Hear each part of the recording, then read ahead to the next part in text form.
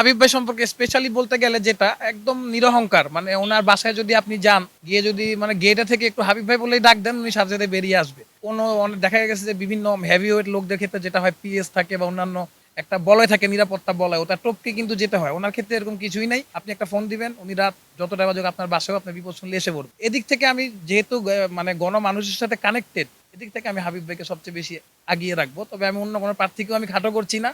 আশা করছি একটা প্রতিদ্বন্দ্বিতাপূর্ণ নির্বাচন হবে ইনশাল্লাহ। আমরা গণতান্ত্রিক অধিকার এবং সার্বভৌমত্ব অধিকার এবং বাংলাদেশের মানচিত্র মানুষের হৃদয়ে স্থান করে দিতে পারি। এবং হাবিবুর রশিদ হাবিব ভাইয়ের বিপক্ষ ক্যান্ডিডেট যারা দাঁড়িয়েছে, যেমন তাসনিন যারা আপু দাঁড়িয়েছে, এখানে জাভেদ রাসেল এবং মনির জামান যারা দাঁড়িয়েছে, সবারই কিন্তু একটাই কথা, যে সবাই আমরা দেশ গড়ব, দেশের ভালোর জন্য কাজ করব। আমাদের হাবিব ভাই রশিদের ভাইয়েরও কথা যে আমরা দেশ গড়ব এবং কাজ করব, দেশের মানুষের জন্য কাজ করব। আমাদের তারেক রহমান স্যার বলেছে যে দেশের গরিব আমজনতা এবং সবার জন্য কাজ করবে, স্টুডেন্টদের জন্য বই বিতরণ এবং স্কুল এরিয়া এগুলো ফ্রি করে দিবে, কৃষকের জন্য আপনার যে ঋণ এগুলা সব কাট করে দিবে, এবং মানুষের যে ফ্যামিলি কাট করে দিবে, খাল খনন করবে।